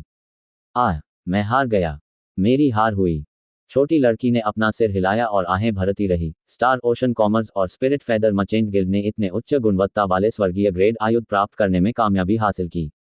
यदि हम उन सभी को बाहर निकाल दें, तो न केवल दोनों व्यापारी संघ अपनी पूंजी वापस पा सकेंगे, बल्कि वे अरबों डॉलर भी कमा सकेंगे। हाँ, ज़ियाउद्दीन ने अपना सिर झुकाया और अपनी गहरी नीली आंखें संदेह से झपकाईं। ये सब तुम्हारा दोष है। छोटी लड़की ने झट से उसके सिर पर दस्तक दी। कोट। समय पानी की तरह बह गया। तांग हुआन का दिल कभी विचलित नहीं हुआ था, लेकिन लंबी मेज पर स्वर्गीय ग्रेड आर्मामेंट की संख्या एक एक करके बढ़ गई थी। क्लैंग। उसके हाथ की एक लहर से स्वर्गीय श्रेणी के हथियारों का एक और सेट मेज पर आ गिरा। तांग हुआन ने हल्की सांस छोड़ी और लौह अयस्क का एक और भारी सेट पकड़ लिया। लेकिन इससे पहले कि वह आगे बढ़ता, तांग हुआन को कुछ आभास हो गया। उसने पलक झपकते ही हॉल के दरवाजे की ओर देखा। चरमराहट। ये पेंग बो था। पेंग बो अपनी ठंडी सांस लेने से खुद को रोक नहीं सका और उसकी नज़र तेजी से पूरे कमरे पर घूम गई। उसका चेहरा पूरी तरह से बेजान हो गया था, उसका मुंह बड़ा हो गया था और उसकी आंखें गोल गोल होती जा रही थीं। भाई पंग, एक आवाज़ उसके कानों में आई। पेंग बो ने आश्चर्य से ऊपर देखा और महसूस किया कि तांग हुआन पहले से ही उसके सामने मुस्कुराहट के साथ खड़ा था, जैसे कि वह अभी अभी किसी सपने से जागा हो। वह अपने आप को रोक नहीं सका और मुंह में लार भरकर बोला, भाई तांग हुआन, ये सभी स्वर्गीय श्रेणी के हथियार पिछले कुछ दिनों में आपके द्वारा गढ़े गए थे। वह अच्छी तरह जानता था कि उसने एक बेकार सवाल पूछा था। जब तांग हुआन ने वंडर आर्टिफैक्ट हॉल में प्रवेश किया, तो यहाँ एक भी स्वर्गीय ग्रेड आर्मामेंट नहीं था। पिछले कुछ दिनों में वंडर आर्टिफैक्ट हॉल कभी नहीं खोला गया था और अंदर कोई दूसरा हथियार परिशोधक भी नहीं था। इस समय जब वह हॉल में दाखिल हुआ, तो उसने जो असंख्य दिव्य श्रेणी के हथियार देखे, वे सभी निस्संदेह तांग हुआन द्वारा बनाए गए थे। ये ठीक इसलिए था क्योंकि वह ये बात समझता था, इसलिए वह पूछे बिना नहीं रह सका। इस समय उसके हृदय में जो आघात हुआ, उसे शब्दों में वर्णित नहीं किया जा सकता। कोई व्यक्ति इतनी तीव्र गति से दिव्य श्रेणी का शस्त्र कैसे बना सकता है? पिछले साल तांग हुआन ने स्काई स्पिरिट दायरे में प्रवेश करने से पहले कुछ ही दिनों में 38 उच्च श्रेणी के हथियारों को परिष्कृत किया और उन्हें 1 अरब की ऊंची कीमत पर स्टार ओशन कॉमर्स को बेच दिया। जिस गति से उसने हथियार बनाए और जिन हथियारों की गुणवत्ता उसने बनाई, उससे पूरा स्वर्गीय शहर हिल गया और पेंग बो के पास कहने के लिए शब्द नहीं थे। पीछे मुड़कर देखें तो तांग हुआन के लिए उस गति को पुनः प्राप्त करना बहुत कठिन होगा जो उसने कभी प्रदर्शित की थी। आखिरकार तांग हुआन अभी अभी आकाश आत्मा क्षेत्र से बाहर आया था। उसने पहले कभी कोई स्वर्गीय ग्रेड आयुध नहीं बनाया था, इसलिए उसे फिर से शुरू करना पड़ा। संभवतः प्रथम स्वर्गीय श्रेणी के आयुध को सफलतापूर्वक तैयार करने में कुछ दिन लगेंगे। ये भी संभव था कि तांग हुआन इन 10 दिनों के दौरान एक भी स्वर्गीय श्रेणी का हथियार बनाने में सक्षम न हो। ग्लोरी कॉन्टिनेंट के 8वें चरण की ताकत वाले सैकड़ों हथियार परिशोधक थे, लेकिन उनमें से केवल 10% ही हथियार परिशोधन मास्टर थे, बाकी सभी उच्च रैंक वाले हथियार परिशोधक थे। ये देखा जा सकता है कि उच्च श्रेणी के हथियार परिशोधक से हथियार परिशोधन मास्टर तक आगे बढ़ना कोई आसान बात नहीं थी। इस समय तांग हुआन को बाधा पहुंचाना कोई अजीब बात नहीं थी। लेकिन अब पेंग बो को एहसास हुआ कि उसने अभी भी तांग हुआन को बहुत कम आंका था। बिल्कुल। तांग हुआन ने पेंग बो की निगाहों का अनुसरण किया और उसकी ओर देखा, फिर अपनी निगाहें हटा ली और मुस्कुराया। भाई पेंग, क्या कोई महत्वपूर्ण बात है जिसके लिए आप मुझे ढूंढ रहे हैं? ये वास्तव में एक महत्वपूर्ण मामला है। होश में आने के बाद पेंग बो गहरी सांस लेने से खुद को रोक नहीं सका। भाई तांग हुआन, कल 1 जून है। इतनी तेजी? तांग हुआन थोड़ा हैरान हुआ। इस समयावधि में वह पूरी तरह से स्वर्गीय श्रेणी के आयुध बनाने पर ध्यान केंद्रित कर रहा था और उसे वास्तव में इसकी परवाह नहीं थी कि कितने दिन बीत चुके हैं, न ही उसने ये गिना कि उसने कितने स्वर्गीय श्रेणी के आयुध बनाए हैं। उन्होंने यह उम्मीद नहीं की थी कि कल वह दिन होगा जब शस्त्र शोधन पवित्र सभा आयोजित की जाएगी। थोड़ी देर रुकने के बाद तांग हुआन ने फिर पूछा, भाई पांग, हम हथियार शोधन मास्टर की पदोन्नति परीक्षा कहाँ देने जा रहे हैं? भाई तांग हुआन, आप 10 दिनों में लगभग 100 स्वर्गीय श्रेणी के हथियार बनाने में कामयाब रहे। परीक्षा देने की कोई आवश्यकता नहीं है। पेंग बो अपनी हंसी रोक नहीं सका। आप महान बुजुर्ग को खोजने के लिए सीधे दिव्य हथियार मंडप की तीसरी मंजिल पर जा सकते हैं। वह वहां तुम्हारा इंतजार कर रहा है। हथियार शोधन मास्टर का पहचान टोकन आपके लिए पहले से ही तैयार है। ठीक है, मैं अब दिव्य अस्त्र मंडप जाऊंगा। तांग हुआन भी हंसा। भाई पांग, क्या आप मुझे ये सभी स्वर्गीय ग्रेड आयुध स्टार महासागर वाणिज्य के लिए भेजने में मदद कर सकते हैं? उसे एहसास हुआ कि उसने स्टार ओशन कॉमर्स द्वारा उपलब्ध कराई गई सारी सामग्री का उपयोग कर लिया है। जरूर, कोई बात नहीं। कोट। जब तांग हुआन ने शियाओ बुदियन और छोटी लड़की के साथ दिव्य हथियार मंडप छोड़ा, तो उच्च रैंकिंग वाले हथियार परिशोधक की पहचान बैच को पहले ही हथियार शोधन मास्टर में बदल दिया गया था। इस समय स्वर्गीय फोजिंग शहर पहले से ही पूरी तरह से अंधेरे में डूबा हुआ था। दक्षिणी सितारा महासागर हथियार दुकान की पहली मंजिल पर, और जो लोग अभी अभी आए थे और आसपास के ग्राहक सभी दंग रह गए जब उन्होंने स्वर्गीय ग्रेड हथियारों से भरी मेज को देखा। यहां तक कि जिंग यान भी हैरान रह गया। उसने शुरू में सोचा था कि सामग्री के 104 सेटों में से तांग हुआन द्वारा 70 स्वर्गीय श्रेणी के हथियारों को सफलतापूर्वक तैयार कर पाना पहले से ही एक अविश्वसनीय उपलब्धि थी। उसने कभी उम्मीद नहीं की थी कि तांग हुआन द्वारा वापस लाए जाने वाले स्वर्गीय श्रेणी के हथियारों की संख्या 98 तक होगी। इसके अलावा इन सभी हथियारों को बनाने में तांग हुआन को केवल 10 दिन लगे। ये सोचना कि स्वर्गीय श्रेणी के हथियार बनाने की गति और सफलता दर इस स्तर तक पहुंच जाएगी, सचमुच चौंकाने वाला था। ऐसा प्रतीत होता है कि ये दिव्य श्रेणी के हथियार दिव्य शस्त्र मंडप के पेंग बो द्वारा व्यक्तिगत रूप से यहां भेजे गए हैं। क्या ये हो सकता है कि स्टार ओशन कॉमर्स ने उन्हें बनाने के लिए इस दिव्य हथियार मंडप को आमंत्रित किया हो? क्या तुमने सुना नहीं पेंग बो ने क्या कहा? ये दिव्य श्रेणी के हथियार उसे तांग हुआन द्वारा दिए गए थे। कौन सा तांग हुआन? आप वास्तव में गलत जानकारी रखते हैं, यहां तक कि तांग हुआन को भी इसके बारे में पता नहीं है। कोट। तांग हुआन 10 दिन पहले ही आत्मिक क्षेत्र से बाहर आया है और अब वह हमें 98 स्वर्गीय श्रेणी के आयुध दे रहा है। क्या ऐसा हो सकता है कि उसने इन 10 दिनों का उपयोग इन सभी हथियारों को बनाने में किया हो? कोट। कुछ क्षण की शांति के बाद आसपास से चीख पुकार की आवाजें उठने लगीं। 10 दिन, 98 स्वर्गीय ग्रेड आयुध। Quote. Spirit feather merchant guild के भीतर एक अति सुंदर हॉल में वेंग टी को इतना झटका लगा कि वह उछल पड़ी। वह अपने सामने काले वस्त्र पहने अधेड़ उम्र के आदमी को अविश्वास से देखने लगी। दोनों महान संगठन एक दूसरे से बहुत दूर नहीं थे और स्टार महासागर वाणिज्य में आंदोलनों के संबंध में स्पिरिट फेदर मर्चेंट गिल्ड बेहद चिंतित था।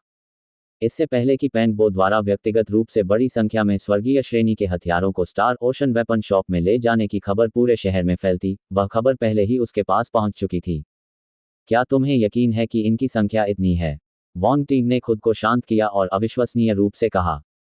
महानिदेशक महोदय, मैंने स्वयं 98 आइटम गिने हैं। काले कपड़े पहने मध्यम आयु वर्ग के व्यक्ति ने सिर हिलाया और दृढ़ता से कहा, ये सभी हथियार तांग हुआन द्वारा इन 10 दिनों में गढ़े गए थे। जिंग यान को कुछ हथियारों का परीक्षण करने के लिए 8वें चरण के कुछ मार्शल लॉर्ड मिले। जैसे ही उसने बोलना समाप्त किया, काले कपड़े पहने अधेड़ व्यक्ति की आंखों में आश्चर्य के भाव उभर आए। ये तांग हुआन, गंभीरता से, क्या राक्षस है? स्वर्गीय ग्रेड आयुध जो अभी गढ़ा जा रहा है, उसमें पवित्र श्रेणी के हथियार की शक्ति है। एक बार जब वह हथियार शोधन महागुरु बन जाता है, तो उसके द्वारा बनाया गया पवित्र श्रेणी का हथियार दिव्य आयुध के बहुत करीब होगा। क्या इसका मतलब यह है कि अगर वह एक दिन सफलतापूर्वक दिव्य शस्त्र बना ले, तो क्या उसकी शक्ति पवित्र सम्राट के पर्वत और नदी संप्रदाय के दिव्य शस्त्रों से भी अधिक नहीं होगी? काले कपड़े पहने अधेड़ उम्र का आदमी पूछे बिना न रह सका। कोट। क्या तांग हुआन पहले से ही एक हथियार शोधन मास्टर है? फोर सीज अकादमी के एक प्रांगण में कुईगे को अपने कानों पर विश्वास करना कठिन हो रहा था जब वह अपने सामने खड़े लंबे और दुबले पतले बूढ़े व्यक्ति को देख रहा था। लंबे और दुबले पतले बूढ़े आदमी ने कहा, युवा मास्टर, ये वास्तव में स्टार ओशन कॉमर्स से खबर है, ये पूरी तरह से सच है। तो ये पता चला कि तांग हुआन पिछले कुछ दिनों से वंडर आर्टिफैक्ट हॉल में स्वर्गीय ग्रेड आर्मामेंट बना रहा था। कुछ समय पहले दिव्य हथियार मंडप के पेंग बो ने अपने द्वारा बनाए गए सभी हथियारों को स्टार ओशन कॉमर्स को भेज दिया था। कोट। 10 दिन, उसने कितने दिव्य श्रेणी के शस्त्र गढ़े? कुई जी ने भौहें सिकोड़ी। 98 टुकड़े। लंबा और दुबला बूढ़ा आदमी कड़वाहट से मुस्कुराया। 98। कुई गे ने एक गहरी सांस ली और एक पत्थर की बेंच पर बैठ गई। उसका चेहरा तमतमा उठा और उसकी आंखें सीधे सामने की ओर देखने लगीं। कोट। हथियार शोधन मास्टर। कोट। फोर सीज अकादमी के प्रांगण में मिंग जेन भी फूट फूट कर हंसा और आह भरते हुए बोला, हम एक समूह, एक ही हथियार शोधन मास्टर में एक दूसरे के साथ प्रतिस्पर्धा कैसे कर सकते हैं? ये ठीक है अगर तांग हुआन हथियार शोधन पवित्र सभा में भाग नहीं लेता है, लेकिन अगर वह ऐसा करता है तो पवित्र सभा का प्रमुख निश्चित रूप से वह होगा। कोट, क्या ये तांग हुआन वास्तव में नहीं जानता कि वह कैसे खेती करता है? किनारे पर खड़े एक युवक ने दबी हुई आवाज में कहा, ये निर्वाण पवित्र अग्नि और सूर्य आत्मा शरीर है। ऐसा कहा जाता है कि उन्होंने स्वर्ग के आत्मा क्षेत्र के लुओफू विश्व से आत्मा बीज प्राप्त किया और अब 18 वर्ष की आयु में वे 8वें चरण के मार्शल लॉर्ड और हथियार शोधन मास्टर हैं। वह संभवतः 20 वर्ष की आयु तक स्टेज 9 मार्शल संत बन सकता है। पहले यू फयान है, फिर तांग हुआन है और अंत में ये शान है। क्या ये इस बात का स्पष्ट संकेत हो सकता है कि हमारा मानव वंश शीघ्र ही 100 वर्ष पूर्व के गौरवशाली युग में पुनः प्रकट होगा? Quote quote dot dot dot quote वह वास्तव में एक हथियार शोधन मास्टर बन गया। स्वर्गीय फोजिंग सिटी के पूर्व में एक मंडप में तांग युन ने एक गुरगुराहट के साथ मुंह बनाया, फिर अपनी गोल और नाजुक ठोड़ी को चुटकी से दबाया। उसकी खूबसूरत आंखें इधर उधर घूम रही थीं, कुछ अज्ञात के बारे में सोच रही थीं। काफी देर के बाद तांग युन ने अचानक अपनी गोरी भुजाओं को लहराया और उसकी आंखें उत्साह से चमक उठी। चलो इसे करते हैं। हमारे बीच का अंतर सचमुच बढ़ता ही जा रहा है। वो परिवार की जागीर की गहराई में वू यीशन, जो कुछ दिन पहले ही घर लौटा था, आहें भरने से खुद को रोक नहीं सका। Quote dot dot dot quote star ocean weapon shop से फैली खबर तेजी से तूफान की तरह फैल गई और कुछ ही देर में पूरा हेवनली फोजिंग शहर एक बार फिर से हलचल मचाने लगा। हेवनली फोजिंग सिटी में ये रात भी नींद रहित रात ही रही। अगले दिन सुबह सुबह भोर की पहली किरण के साथ ही लोग दिव्य अस्त्र मंडप की ओर एकत्रित होने लगे। इस समय दिव्य अस्त्र मंडप के सामने विस्तृत चौक में पहले से ही बहुत से लोग चहल पहल कर रहे थे। जब भोर की पहली किरण दिखाई दी तब तक पवित्र सभा स्थापित हो चुकी थी। जब तांग हुआन छोटी लड़की और शियाओ बुदियन को दिव्य हथियार मंडप के बाहर लाया तो चौक पहले से ही लोगों के समुद्र से भर गया था और यहाँ तक कि आसपास के घरों की छतें भी पहले से ही भरी हुई थीं। तांग हुआन बाहर नहीं रुका और सीधे दिव्य हथियार मंडप में चला गया। दिव्य अस्त्र मंडप के प्रथम तल पर भी बड़ी संख्या में आकृतियां एकत्रित थीं। इन लोगों से निकलने वाले आभा के उतार चढ़ाव से तांग हुआन को पता था कि वे सभी हथियार शोधक थे जो हथियार शोधन पवित्र सभाओं में भाग लेने के लिए इंतजार कर रहे थे। वास्तव में उनकी संख्या लगभग 1000 थी और वे सभी युवा पुरुष और महिलाएं थीं। सभी लोग 2-2, 3-3 के समूहों में इकट्ठे होकर लगातार बड़बड़ाते और शोर मचाते रहे। तांग हुआन के पीछे एक छोटी लड़की थी जो देखने में ऐसी लग रही थी जैसे उसे जैद से तराशा गया हो, जिसके कारण उसने तुरंत कई हथियार परिशोधकों का ध्यान अपनी ओर आकर्षित कर लिया। सौभाग्य से उसने ये विचार किया था कि आज बहुत सारे मार्शल योद्धा होंगे, इसलिए जब वह जाने वाला था तो उसने जानबूझकर जियो बुदियन को अपनी जेब में रख लिया, अन्यथा वह पहले ही बाहर ध्यान का केंद्र बन गया होता। यह व्यक्ति कौन है और वह एक छोटी लड़की को क्यों ला रहा है? वह छोटी लड़की बहुत प्यारी है। क्या वह उसकी बेटी है? ये पहली बार है जब मैंने किसी को अपनी बेटी को हथियार शोधन पवित्र सभा में भाग लेने के लिए लाते देखा है। Quote dot dot dot quote भीड़ में तुरंत ही आश्चर्य से बुदबुदाने की आवाजें गूंजने लगी और कुछ हथियार परिशोधक हंसने से खुद को रोक नहीं सके। ग्लोरी कॉन्टिनेंट में कई 20 वर्षीय हथियार परिशोधक थे जो माता पिता थे, लेकिन जो लोग अपने बच्चों को हथियार परिशोधन पवित्र सभा में भाग लेने के लिए लाए थे वे ऐसे लोग थे जिन्हें उन्होंने पहले कभी नहीं देखा था। मैं उसकी बेटी नहीं हूँ, मैं उसकी बहन हूँ। बीच बीच में होने वाली आवाजें सुनकर छोटी लड़की इतनी क्रोधित हो गई कि उसका चेहरा हरा हो गया। उसने अपनी दोनों मुठ्ठियां हिलाईं और अपने नुकीले दांत और पंजे दिखाते हुए दहाड़ने लगी। यद्यपि तांग हुआन की बहन होना बहुत अप्रिय था, फिर भी ये तांग हुआन की बेटी के रूप में व्यवहार किए जाने से बेहतर था। हालांकि न केवल उसके उग्र रूप ने किसी को भयभीत नहीं किया, बल्कि वह और भी अधिक आकर्षक लग रही थी। तुरंत ही भीड़ में से और अधिक हंसी की आवाजें आने लगीं। तांग हुआन। ठीक इसी समय अचानक एक कोमल चीख सुनाई दी और उसके तुरंत बाद सफेद पोशाक में एक खूबसूरत युवती तांग हुआन के सामने प्रकट हुई। ठीक इसी समय अचानक एक कोमल चीख गूंजी और उसके तुरंत बाद सफेद पोशाक में एक खूबसूरत युवती तांग हुआन के सामने प्रकट हुई। हालांकि इस खूबसूरत बच्ची जैसी शक्ल वाली लड़की की तुलना में सबसे अधिक ध्यान आकर्षित करने वाला व्यक्ति वह युवक था जिसके साथ वह छोटी लड़की थी जिसे उसने रोका था। तांग हुआन। क्या मैंने गलत सुना? उसने उसे तांग हुआन कहा। कोट ये वही तांग हुआन है जो 10 दिनों में 98 स्वर्गीय श्रेणी के हथियार बना लेता है। टस्क टस्क ये वास्तव में तांग हुआन है। आखिरी बार जब मैंने उसे देखा था तब भी वह फ्यूरियस वेव्स सिटी की हथियार शोधन पवित्र सभा में था। उस समय वह मुझसे ज्यादा शक्तिशाली नहीं था, लेकिन 2 साल की छोटी सी अवधि में वह पहले से ही एक हथियार शोधन मास्टर बन गया था, जबकि मैं अब भी सिर्फ एक मध्यस्थ हूँ। दिव्य अस्त्र मंडप की पहली मंजिल पर स्थित विशाल स्थान में अचानक खतरे की चीखें गूंजने लगीं। हजारों निगाहें एक ही समय में तांग हुआन पर पड़ी, मानो उसका पूरा व्यक्तित्व भेद लिया जाएगा। तांग हुआन, यह निश्चित रूप से हाल के वर्षों में ग्लोरी कॉन्टिनेंट के लिए सबसे अधिक गूंजने वाला नाम था। तांग हुआन के आकाशीय आत्मा गुप्त क्षेत्र में प्रवेश करने के बाद भी उसके बारे में खबरें प्रसारित होती रहीं और पूरे महाद्वीप में फैल गईं। गुप्त क्षेत्र में प्रवेश करने के बाद वह तुरंत ही स्वर्गीय रैंकिंग के शीर्ष 20 रैंक पर पहुंच गया। सबसे पहले 7वें चरण के मार्शल मास्टर की साधना के साथ वह मार्शल लॉर्ड के यांग जानकोंग और यांग डोंग बन गए थे, जो दोनों आत्मा रैंकिंग के 8वें चरण पर थे। फिर उन्होंने लुओफू दुनिया में प्रवेश किया और स्वर्ग की सीढ़ी के 7-2 चरण पर चढ़ गए।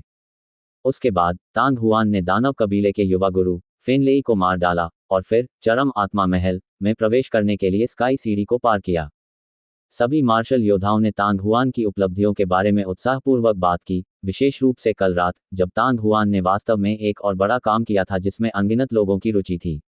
10 दिनों में उन्होंने लगभग 100 स्वर्गीय श्रेणी के हथियार सफलतापूर्वक तैयार कर लिए थे। यह निश्चित रूप से ऐसी चीज थी जिसे पहले या बाद में कभी किसी ने नहीं बनाया था। यहाँ तक कि 100 साल पहले का पवित्र सम्राट भी ऐसा कुछ करने में सक्षम नहीं होगा। भले ही उन्होंने इसे स्वीकार किया हो या नहीं, ये व्यक्ति जो धूमकेतु की तरह उभर रहा था, गौरव महाद्वीप में असंख्य युवाओं और बच्चों के लिए प्रशंसा का विषय बन गया। तो आप एक राजकुमारी हैं। सबके देखते देखते तांग हुआन ने मुस्कुराकर सफेद वस्त्र पहने युवती को प्रणाम किया। उसकी आंखों में आश्चर्य के भाव थे। सफेद पोशाक में ये युवती महान तांग साम्राज्य की छोटी राजकुमारी तांग युन थी, जिसके साथ उसने हथियार शोधन प्रतियोगिता में युद्ध करने की व्यवस्था की थी। पिछले 2 वर्षों में जब वे एक दूसरे से नहीं मिले थे, वह गूफी से भी अधिक बदल गई थी। मुझे राजकुमारी मत कहो, बस मुझे तांग युन कहो। तांग युन ने आंखें मूंद ली और हंसते हुए कहा, तांग हुआन, क्या तुम्हें अभी भी हमारा समझौता याद है? बेशक मैं। तांग हुआन हंसा, उसे सिरदर्द महसूस हो रहा था। आप पहले से ही एक हथियार परिशोधन मास्टर हैं और मैं केवल एक उच्च रैंकिंग हथियार परिशोधक हूं। परिणाम जानने के लिए प्रतिस्पर्धा करने की कोई आवश्यकता नहीं है। तांग युन ने बहुत उदास भाव से कड़वे चेहरे के साथ कहा। तांग हुआन उसे सांत्वना देने ही वाला था, लेकिन तांग युन के चेहरे पर उदासी अचानक गायब हो गई और अप्रत्याशित रूप से फिर से उत्साहित हो गई। उसने अपनी मुट्ठी कुछ बार हिलाई, जैसे कि वह खुद को प्रोत्साहित कर रहा हो। हालांकि मैं इतनी आसानी से हार नहीं मानूंगा तांग हुआन, मैं निश्चित रूप से तुम्हें फिर से देखूंगा। तांग हुआन चौंक गया, लेकिन इससे पहले कि वह कुछ बोल पाता, तांग युन खुशी खुशी भाग चुकी थी। उसके अंतिम शब्दों ने तांग हुआन को कुछ हद तक संदिग्ध बना दिया, लेकिन थोड़ा सोचने के बाद उसने और नहीं सोचा, और सभी की चौकस निगाहों के नीचे वह जल्दी से भीड़ के बीच से गुजरा और दिव्य हथियार मंडप की दूसरी मंजिल की ओर बढ़ गया। कुछ ही देर बाद तांग हुआन का स्वरूप सबकी नजरों से ओझल हो गया। उसकी हरकतों से हर कोई हैरान रह गया। हालांकि इससे पहले कि भीड़ प्रतिक्रिया कर पाती, पेंग बो प्रवेश द्वार पर आ चुका था। इसके बाद एक ऊंची आवाज गूंजी, सभी लोग कृपया मंच पर आ जाएं। भीड़ बाहर निकली और एकांत मार्ग से होकर चौक में प्रवेश करने लगी। इस समय चौक के मध्य क्षेत्र में पहले से ही कई छोटी जेड टेबल और प्रार्थना मैट व्यवस्थित कर दिए गए थे। सभी लोग क्रमशः मेज के पास जाकर बैठ गए। जैसे जैसे समय बीतता गया, अधिक से अधिक मार्शल योद्धा चारों ओर एकत्रित होते गए और उनमें से अधिक लोग मार्ग से चौक में प्रवेश करने लगे। हालांकि कई शस्त्र परिशोधक जो प्रार्थना चटाई पर पैर मोड़कर बैठे थे, कभी कभी दिव्य शस्त्र मंडप के दरवाजे की ओर देख लेते थे। अब तक तांग हुआन अभी भी बाहर नहीं आया था। ऐसा लगता है कि केवल एक ही टेबल बची है और वह तांग हुआन की टेबल होनी चाहिए। नहीं, अभी अभी आखिरी टेबल पर भी लोग बैठे हैं। यहाँ सभी पद उन लोगों की संख्या पर आधारित हैं जिन्होंने नामांकन कराया है, तथा उन सभी पर नियुक्ति हो चुकी है। मुझे मत बताओ कि तांग हुआन इस हथियार शोधन पवित्र सभा में भाग नहीं लेने जा रहा है। कोट। वह पहले से ही एक हथियार शोधन मास्टर था और उसके उपकरण विधि उपलब्धियां बाकी सभी से कहीं अधिक थीं। यदि वह भाग लेते तो चैंपियन की स्थिति को लेकर कोई सस्पेंस नहीं होता। तांग हुआन के लिए ये बात अर्थहीन थी। यू फेयन की तरह उसने भी हथियार शोधन पवित्र सभा में भाग नहीं लिया। ऐसा लगता है कि तांग हुआन हथियार शोधन पवित्र सभा में भाग नहीं लेगा। तांग हुआन के बिना पवित्र सभा के प्रमुख के पद के लिए लड़ाई बहुत तीव्र होती। हालांकि अंत में पवित्र सभा का प्रमुख मैं ही होता। महान। लगभग उसी समय कार्यक्रम स्थल के दूसरे कोने में मेंग जेन अपने हाथों से ताली बजाने और हंसने से खुद को रोक नहीं सका। उसने राहत की सांस ली क्योंकि उसका तनावग्रस्त चेहरा ढीला पड़ गया था। चूंकि वह शस्त्र शोधन पवित्र सभा में भाग नहीं ले रहा है, तो फिर वह अभी भी दिव्य शस्त्र मंडप की ओर क्यों भाग रहा है? कार्यक्रम स्थल के मध्य में एक हट्टा कट्टा आदमी कुछ बुदबुदाने से खुद को नहीं रोक सका। उसे इस पवित्र सभा का रेफरी नहीं बनना चाहिए, है ना? वू यीशन, जो उस मोटे आदमी के बगल में थी और एक महिला की तरह सुंदर थी, ने मजाक में कहा। यह कैसे संभव है? उस मोटे आदमी ने बिना कुछ सोचे अपना सिर हिला दिया। कोट। वू यीशन और उस बलिष्ठ व्यक्ति से कुछ मीटर आगे लाल वस्त्र पहने एक खूबसूरत महिला ने खुद को हंसने से रोकने के लिए अपने होठों को कसकर बंद कर लिया। हालांकि उसके ब्लेड जैसे कंधे हिलते रहे, जिससे आसपास के हथियार परिशोधक आश्चर्यचकित हो गए। हथियार परिशोधक के लिए, जिसके पास चैंपियन बनने की शक्ति थी, ये वास्तव में अच्छी बात थी कि तांग हुआन ने हथियार परिशोधन पवित्र सभा में भाग नहीं लिया, लेकिन इतना खुश होने की कोई आवश्यकता नहीं थी, है ना? यह यहाँ है। कोट। इसी समय कार्यक्रम स्थल के बाहर से अचानक जोरदार नारेबाजी की आवाजें आने लगीं। शोर इतना तेज था कि धरती हिल गई। कई हथियार परिशोधकों ने अवचेतन रूप से ऊपर देखा और दिव्य हथियार मंडप से कई आकृतियों को बाहर निकलते देखा, जिनमें सबसे आगे महान कबीले के बुजुर्ग शेंगुवान थे। सामान्यतया जब भी कोई हथियार शोधन पवित्र सभा होती थी, तो वहां एक हथियार शोधन ग्रैंड मास्टर और 9 हथियार शोधन मास्टर होते थे।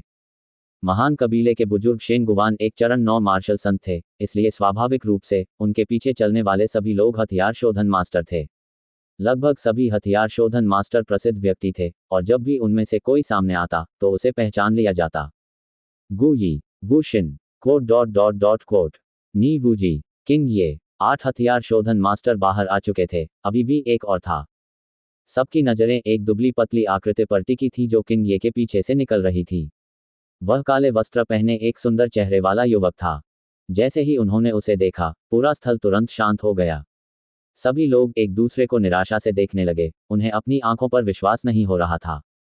इस बार की शस्त्र शोधन पवित्र सभा के अंतिम न्यायाधीश वास्तव में वह थे। तांग हुआन। वह व्यक्ति वास्तव में तांग हुआन था।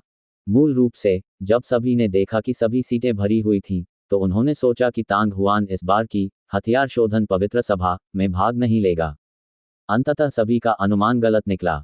तांग हुआन ने फिर भी हथियार शोधन पवित्र सभा में भाग लिया, हालांकि उन्होंने एक प्रतियोगी के रूप में नहीं, बल्कि एक रेफरी के रूप में भाग लिया। अनजाने में तांग हुआन पहले ही एक ऐसी स्थिति में पहुंच चुका था जिसे हर कोई सम्मान की दृष्टि से देखता था। हालांकि तांग हुआन की उपकरण विधि उपलब्धियों के साथ वह पवित्र सभा के लिए रेफरी बनने के लिए पर्याप्त से अधिक था। कुछ समय के लिए पवित्र सभा में उपस्थित कई लोगों के चेहरों पर जटिल भाव थे। कुछ देर की शांति के बाद आसपास का क्षेत्र और भी अधिक गगनभेदी शोर से गूंज उठा। मैंने सोचा था कि तांग हुआन हथियार शोधन पवित्र सभा में भाग नहीं लेगा, लेकिन मैंने यह नहीं सोचा था कि न केवल वह भाग लेगा, बल्कि वह रेफरी भी बन जाएगा। वेपन रिफाइनिंग सेक्रेड असेंबली कई वर्षों से इस प्रतियोगिता का आयोजन करती आ रही है, लेकिन यह पहली बार है कि इतनी कम उम्र का रेफरी इसमें शामिल हुआ है। तस्क, एक रेफरी जो 20 साल का भी नहीं है। तांग हुआन वास्तव में शक्तिशाली है, लेकिन यू फेयान की तुलना में वह अभी भी थोड़ा कमजोर है। कथित तौर पर वह पहले से ही स्टेज 9 मार्शल सेंट, एक हथियार शोधन ग्रैंड मास्टर थी। यह अफसोस की बात है कि स्वर्ग की आत्मा गुप्त क्षेत्र से बाहर आते ही उसने स्वर्गीय फोजिंग सिटी छोड़ दी। यदि नहीं, तो इस सभा के मुख्य न्यायाधीश महान एल्डर शेन नहीं, बल्कि वह होंगी। कोट। शोरगुल के बीच तांग हुआन शेंगुवान और अन्य लोगों के पीछे पीछे गया और चौक के उत्तर की ओर बने एक ऊंचे मंच पर बैठ गया। ये दूसरी बार था जब तांग हुआन ने 2 साल से अधिक समय में इस तरह के हथियार परिशोधक की सभा में भाग लिया था। एक थी फ्यूरियस वेव्स सिटी की हथियार शोधन प्रतियोगिता और दूसरी थी हथियार शोधन पवित्र सभा। पिछली बार वे सिर्फ प्रतिस्पर्धी थे, लेकिन इस बार वे रेफरी थे। साधना में परिवर्तन, साधन विधि सिद्धियों में वृद्धि और उसकी पहचान ने भी तांग हुआन को पहले से पूरी तरह से अलग महसूस कराया था। सब लोग शेंगुवान की ऊंची और शक्तिशाली आवाज पहले ही पूरी दुनिया में गूंज चुकी थी। उन्होंने ज्यादा कुछ नहीं कहा और कुछ सरल शुरुआती शब्द कहने के बाद वे अपनी सीट पर वापस आ गए। हालांकि उनकी आवाज में एक प्रेरणादायक शक्ति समाहित थी। तांग हुआन, अब तुम्हारी बारी है। किंग ये मुस्कुराए और तांग हुआन को देखा। रेफरी शेन गुवान के अलावा बाकी हथियार शोधन मास्टर जो रेफरी के रूप में काम कर रहे थे, वास्तव में 3 लोग थे जिन्हें तांग हुआन ने पहचाना। एक था गु यी, एक था वू शिन और दूसरा था किंग ये। तांग हुआन ने एक गहरी सांस ली, फिर उसने खुद को शांत किया और शेन गुवान और बाकी लोगों की ओर सिर हिलाया, फिर खड़ा हुआ और मंच के सामने चला गया। सब लोग, इस बार की शस्त्र शोधन पवित्र सभा, कुल 4 राउंड। तांग हुआन के चेहरे पर हल्की मुस्कान थी, उसका स्वर स्पष्ट और कोमल था, लेकिन यह अत्यंत तीक्ष्ण था। जब उन्होंने धीरे धीरे हथियार शोधन पवित्र सभा के बारे में स्थिति को समझाया, तो तांग हुआन यह महसूस करने से खुद को नहीं रोक सका कि यह पवित्र सभा वास्तव में सबसे विशिष्ट प्रतियोगिता कहलाने के योग्य थी, जिसने महिमा महाद्वीप के युवा हथियार शोधक को लक्ष्य बनाया था। इससे कोई फर्क नहीं पड़ता कि ये प्रतियोगिता की विशिष्टताएं थीं या प्रतियोगिता के पुरस्कार, वे दोनों ऐसी चीजें नहीं थीं जिनकी तुलना हथियार शोधन प्रतियोगिता से की जा सकती थी। डोलुओ महाद्वीप 3 ड्रैगन किंग की किंवदंती वेब लिंक्स, पिछला अध्याय, विषय सूची। पवित्र सभा हथियार शोधन प्रतियोगिता से एक दौर अधिक थी। पहला दौर स्पिरिट मैप के क्षेत्र में हथियार परिशोधक की उपलब्धियों के बारे में था, दूसरा दौर हथियार परिशोधक की आग को नियंत्रित करने की क्षमता के बारे में था, तीसरा दौर उपकरण विधि के संदर्भ में हथियार परिशोधक की समझ के बारे में था, और चौथा दौर हथियार परिशोधक की समग्र शक्ति के बारे में था। पहले चरण में सफल होने का इनाम था एक बहुमूल्य लौह अयस्क और 2 उच्च श्रेणी के रत्न। दूसरे चरण को पास करने पर उसे 5 उच्च श्रेणी के रत्न प्राप्त होंगे, तथा तीसरे चरण को पास करने पर उसे 2 स्वर्ग श्रेणी के रत्न मिलेंगे। चौथे चरण को पास करने पर उसे 5 स्वर्ग श्रेणी के रत्न, पहले 3 रत्न और शेष संत श्रेणी के रत्न प्राप्त होंगे। पहले कुछ राउंड के पुरस्कार बुरे नहीं थे, लेकिन शीर्ष 3 के पुरस्कार थोड़े चौंकाने वाले थे। भले ही यह दिव्य हथियार मंडप था, उनके पास केवल सीमित संख्या में संत ग्रेड मनी होती, लेकिन इस बार उन्होंने उनमें से 3 को निकाल लिया। आत्मा मानचित्र पर आ जाओ। तांग हुआन की ऊंची आवाज के बाद युवा पुरुषों और महिलाओं का एक समूह ट्रे पकड़े हुए एक के बाद एक अंदर आया। कुछ ही देर बाद लगभग 1 फुट लंबी और 1 फुट चौड़ी एक पतली जेड स्लिप सबके सामने मेज पर आ गई। यदि वह एक अगरबत्ती को जलने में लगने वाले समय के भीतर सही स्पिरिट मैप ढूंढ लेता, तो वह पास हो सकता था। सब लोग, शुरू करो। तांग हुआन फिर से गुर्राया। नीलामी में, चाहे उन हथियार परिशोधकों ने तांग हुआन के बारे में कुछ भी सोचा हो, वे केवल अपनी भावनाओं को नियंत्रित कर सकते थे और जल्दी से अपना कदम उठा सकते थे। तांग हुआन मुस्कुराया और अपनी सीट पर वापस आ गया। जब वह दिव्य शस्त्र मंडप की दूसरी मंजिल पर था, तो उसने स्पिरिट मैप का प्रयोग किया था, जिसका प्रयोग प्रवेश परीक्षा के लिए किया जाता था। इन्हें बहुत जटिल नहीं माना गया था, लेकिन इन्हें अत्यंत पेचीदा और कठिन तरीकों से तैयार किया गया था, जिसके लिए अत्यधिक सावधानी की आवश्यकता थी। अन्यथा वह सचमुच एक अगरबत्ती के जलने में लगने वाले समय में पास नहीं हो पाता। नीलामी में कई हथियार परिशोधकों ने स्पष्ट रूप से इस बात को देखा था और वे अपनी नाराजगी जाहिर करने से खुद को नहीं रोक सके। माहौल एक क्षण में तनावपूर्ण हो गया। आयोजन स्थल के आसपास दर्शक संक्रमित लग रहे थे, क्योंकि धरती हिला देने वाला शोर काफी हद तक कम हो गया था। दूसरी ओर मंच पर सभी लोग अभी भी शांत भाव से खड़े थे, कभी कभी मुस्कुरा रहे थे और नीचे हथियार परिशोधक को कुछ टिप्पणी करते हुए देख रहे थे। हालांकि जब उनकी नज़र तांग हुआन पर पड़ी, तो वे अभी भी हर किसी की आंखों में सदमे को देख सकते थे। कल रात तांग हुआन ने सभी को जो झटका दिया था, उसे भूल जाइए। दिव्य हथियार मंडप की दूसरी मंजिल पर उसके प्रदर्शन ने सभी को एक बार फिर चौंका दिया। नी वूजी नामक एक हथियार शोधन मास्टर ने मजाक में आत्मा मानचित्र के साथ तांग हुआन की उपलब्धियों का परीक्षण करना चाहा। इसलिए उन्होंने किसी से जेड प्लेटों का ढेर मंगवाया, जिनका उपयोग सभी ने किया। अंत में धूपबत्ती के आधे समय के बराबर भी समय नहीं बीता था कि तांग हुआन को जेड प्लेटों के ढेर से सभी सही स्पिरिट मैप मिल गए। वह 1 दर्जन या 20 जेड प्लेटें नहीं थीं, बल्कि 100 थीं। उस समय नी वूजी और अन्य लोग पूरी तरह से हैरान थे। तभी उन्हें पता चला कि तांग हुआन मैजिक स्वॉर्ड वैली से सभी स्वॉर्ड सील कैसे प्राप्त करने में सक्षम था। कुछ ही समय में एक अगरबत्ती के बराबर समय बीत गया। दर्शकों की ओर से रोने की आवाजें आने लगीं। एक नज़र में ही ये स्पष्ट हो गया कि पवित्र सभा का पहला दौर पारित हुआ था या नहीं। यदि स्पिरिट मैप सफलतापूर्वक मिल गया और सक्रिय हो गया, तो वह जेड टुकड़ा तुरंत एक शानदार चमक जारी करेगा, और यहां तक कि अगर परीक्षा का पहला दौर समाप्त हो गया, तो चमक गायब नहीं होगी। शुरू से अंत तक उसके सामने रखी जेड स्लिप हमेशा धुंधली और नीरस रही। स्वाभाविक रूप से उसे हटा दिया जाएगा। कई लोग निराश होकर चले गए। कुछ ही देर बाद पवित्र सभा का लगभग आधा भाग खाली हो गया। जो लोग हटाए गए वे सभी मध्य स्तर के हथियार परिशोधक थे। अब फिर आपकी बारी है। किंग ये मुस्कुराए और तांग हुआन की ओर अपनी भौहें उठाईं। तांग हुआन असहाय होकर हंसा और एक बार फिर मंच के सामने चला गया। इस समय वहां पहले से ही एक जेड टेबल रखी गई थी। मेज पर चमकदार और पारदर्शी काले मोती थे। प्रत्येक मन का केवल एक अंगूठे के आकार का था। हर कोई, ये परीक्षा के दूसरे दौर की सामग्री है। तांग हुआन की आवाज घंटी बजने जैसी थी, जिसने तुरंत सभी का ध्यान आकर्षित किया, और मेज पर काले मोतियों को ढेर कर दिया गया। उन्हें दर्शकों में स्पष्ट रूप से देखा जा सकता था। उनकी बातें सुनकर सबकी जिज्ञासा बढ़ गई। इस राउंड को फायर ट्रेड पियर्सिंग बीड कहा जाता है। ये परीक्षण आपकी आग पर नियंत्रण करने की क्षमता पर आधारित है। दो जोड़ी आंखें तेजी से उस जगह पर घूम गईं। तांग हुआन हल्के से मुस्कुराया। इसके तुरंत बाद तांग हुआन के एक विचार से उसकी दाहिनी हथेली में ज्वाला का एक छोटा सा गोला प्रकट हुआ। नीलामी स्थल के बाहर अनगिनत लोगों की निगाहों के सामने तांग हुआन की हथेली में ज्वाला लगातार सिकुड़ती रही, जब तक कि वह एक लंबे लाल तंतु में नहीं बदल गई। इसकी लंबाई लगभग 1 मीटर थी और इसका सिर और पूंछ एक समान थे। हर किसी को तुरंत समझ में आ गया कि फायर ट्रेड पियर्सिंग बीड्स का क्या मतलब है, और आयोजन स्थल के अंदर और बाहर एक सामूहिक आह की आवाज सुनी जा सकती थी। इस तांग हुआन की आग को नियंत्रित करने की क्षमता बहुत भयानक है। क्या वह आग को इस हद तक संघनित कर सकता है? अरे, ये तो बहुत कठिन है। मैं समाप्त कर रहा हूँ। मैं समाप्त कर रहा हूँ। मैं इस राउंड में निश्चित रूप से बाहर हो जाऊंगा। मुझे आश्चर्य है कि इस दौर को पार करने के लिए कितने मोतियों की आवश्यकता होगी। मेरा अनुमान है कि यदि मैं इसमें और मोती जोड़ दूं तो ये अधिकतम 9 मोती ही पिरो सकेगा। Quote quote dot dot dot coat.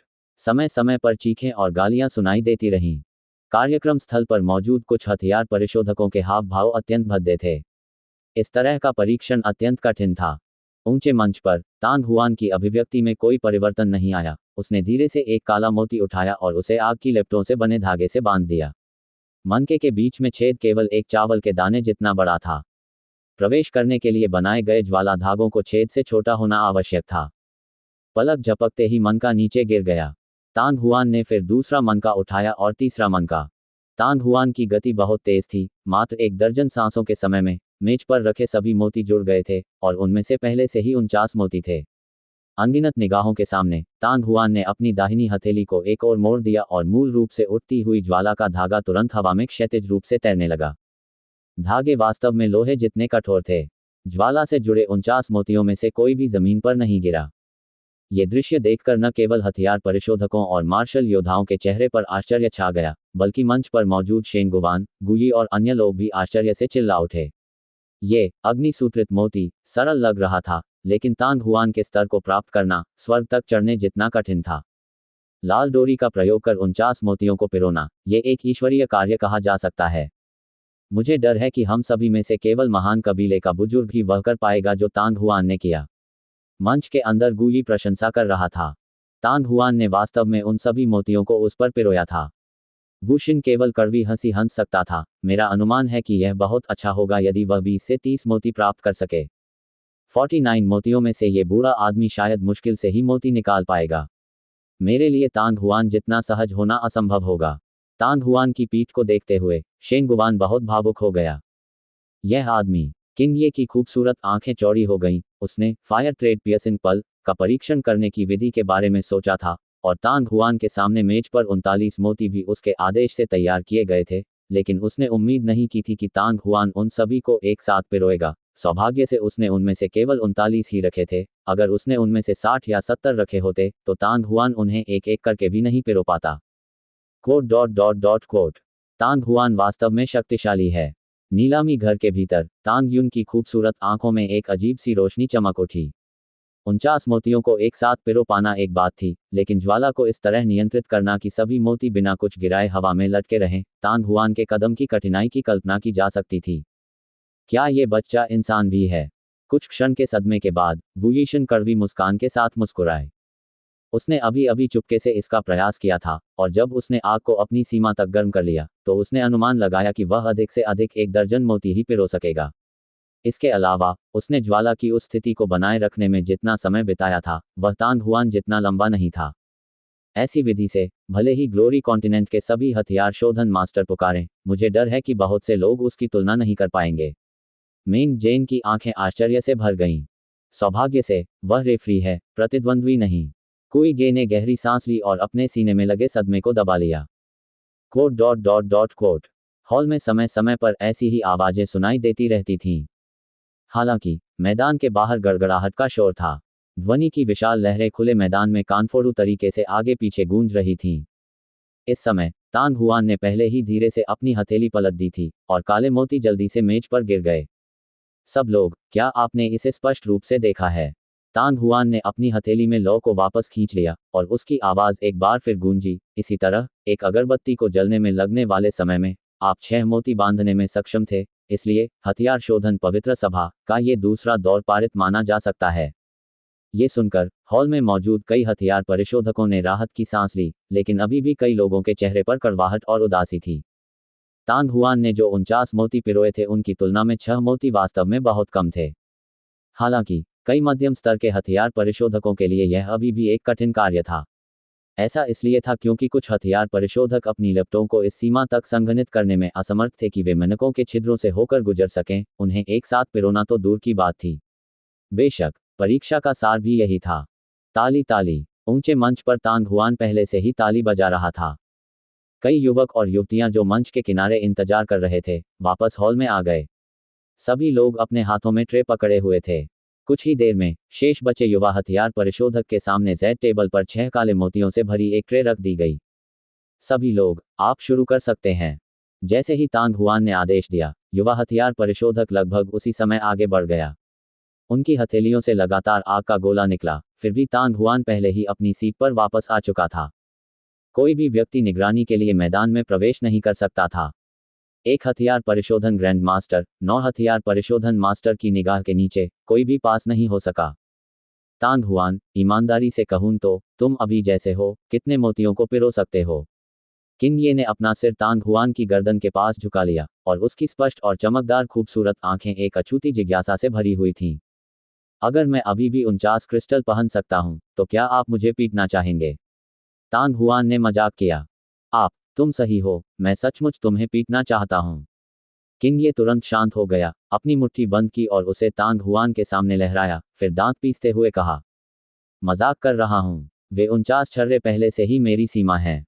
King ये ने हमेशा तांग हुआन को यह आभास दिया था कि वह उसके पिछले जीवन के बौद्धिक सफेदपोश लोगों के समान है। अब जब उसने पहली बार उसकी उग्र अभिव्यक्ति देखी, तो तांग हुआन को तुरंत लगा कि यह दिलचस्प था। लेकिन अब हंसने का समय नहीं था। तांग हुआन की अभिव्यक्ति गंभीर हो गई और उसने अपनी मुस्कान वापस ले ली।